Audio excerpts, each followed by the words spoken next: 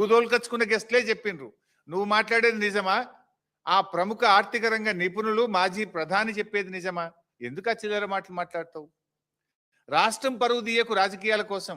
ఈ రాష్ట్రం గొప్పగా ఉన్నది ఆర్థికంగా అని మాజీ ప్రధాని, మాజీ ఆర్బీఐ గవర్నర్లు ఒకవైపు కితాబిస్తుంటే నువ్వు రాజకీయాల కోసం ఎందుకు ఈ చిల్లర మాటలు మాట్లాడుతున్నావు? రాష్ట్ర ప్రజల పరువును ఎందుకు తీస్తున్నావు? రాష్ట్రం యొక్క గౌరవాన్ని ఎందుకు దెబ్బతీస్తున్నావు? రాష్ట్ర ప్రగతిని ఎందుకు దెబ్బతీస్తున్నావు అని అడుగుతా ఉన్నా. అసలు ఏమన్నా మాట్లాడితే ఏమన్నా ఒక సందర్భం ఉందా?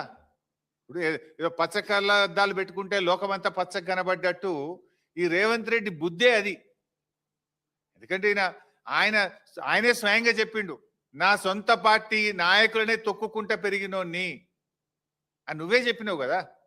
నీ నాయకుడు, నీ మంత్రి కోమటిరెడ్డి వెంకటరెడ్డే చెప్పిండు, 50 కోట్లు పెట్టి మావాడు పిసిసి అధ్యక్ష పదవి కొనుక్కున్నాడు అని. 50 లక్షల రూపాయలు లంచం ఇస్తూ రెడ్ హ్యాండెడ్ గా ఒక ఎమ్మెల్యేను కొనుగోలు చేసే ప్రక్రియలో పట్టుబడ్డ దొంగవు నువ్వు. అసలు నీకు నిజాయితీ ఎక్కడదయా? మా దృష్టిలో ఒక పార్టీ అనేది తల్లి లాంటిది. పార్టీ అధ్యక్షులు ఒక తండ్రి లాంటి వాళ్ళు. 25 సంవత్సరాలుగా ఒక రాజకీయ పార్టీలో నిజాయితీగా, నిక్కచ్చిగా నాయకుడి అడుగుజాడల్లో త్యాగాల పునాదుల మీద ఎదిగిన నాయకత్వం మాది. నువ్వేందే చదువుకున్నది బీజేపీ లాంటి నువ్వే చెప్తివి. అదేవిధంగా పెరిగిందేమో తెలుగుదేశం లాంటివి, నౌకరేమో కాంగ్రెస్ లో చేస్తున్నా అనబట్టివి. రేపేడుంటావో తెలియని రకం నువ్వు. పుట్టుకో దాంట్లో, చదువో దాంట్లో, నౌకరో దాంట్లో, రేపు ఎన్లుంటావో నువ్వు. అసలు నీకు నీతి, జాతి, విలువలు నీకేమైనా ఉన్నాయా? పైసలు పెట్టి పదవి కొనుక్కుంటావు, పూటకో పార్టీ మారుస్తావు. చొక్కాలు మార్చినంత ఈజీగా పార్టీలు మార్చిన నాయకుడు రేవంత్ రెడ్డి. అరే మేము సిల్వర్ జూబ్లీ జరుపుకున్నాం.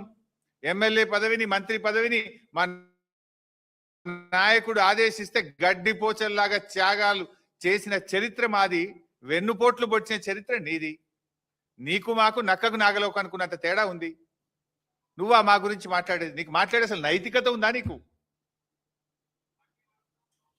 ఇవాళ నువ్వు ఎట్లా అంటే ఊసర వెల్లులు కూడా నిన్ను చూస్తే సిగ్గుపడతాయి. నువ్వు మాటలు మార్చే తీరు కానీ, నువ్వు పార్టీలు మార్చే తీరు ఊసర వెల్లులు కూడా సిగ్గుపడేటంత దారుణంగా ఉంది నీ పరిస్థితి. అరే నీ నోటితోనే సోనియా గాంధీని దేవత అంటివి, నీ నోటితోనే బలిదేవత అన్న రకం కదా నువ్వు. మొక్కాల నీ నోటికి. బలిదేవత అన్నది నువ్వే, దేవత అన్నది నువ్వే. రేపు ఇంకేమంటావు ఆమెను? అసలు నీకు స్టాండ్ ఉందా? నీకు ఒక సిద్ధాంతం ఉందా? నీకు ఒక పద్ధతి ఉన్నదా రేవంత్ రెడ్డి నీకు?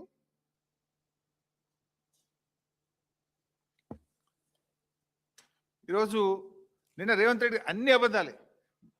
కాళేశ్వరం లేకుండానే ఈ రాష్ట్రం అట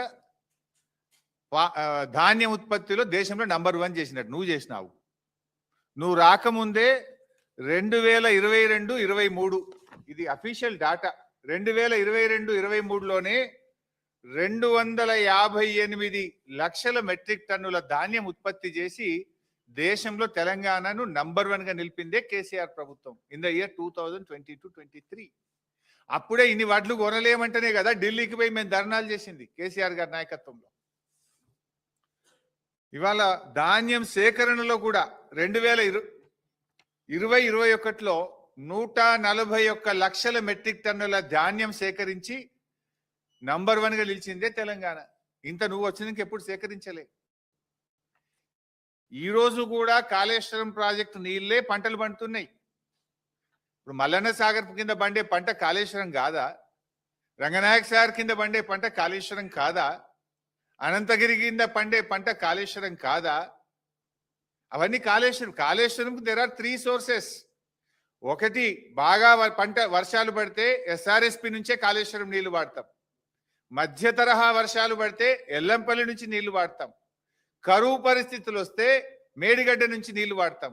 గత 2 సంవత్సరాలుగా వర్షాలు పడ్డాయి కనుక ఇటు ఎల్లంపల్లి అటు ఎస్ఆర్ఎస్పి నుంచే కాళేశ్వరం మోటార్లు ఆన్ చేసినాం.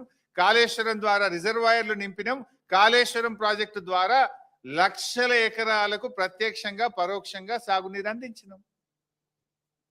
ఎందుకు ఆ చిల్లర మాటలు మాట్లాడతావు? నువ్వు రాకముందే దేశంలో నంబర్ 1 తెలంగాణ ధాన్యం ఉత్పత్తి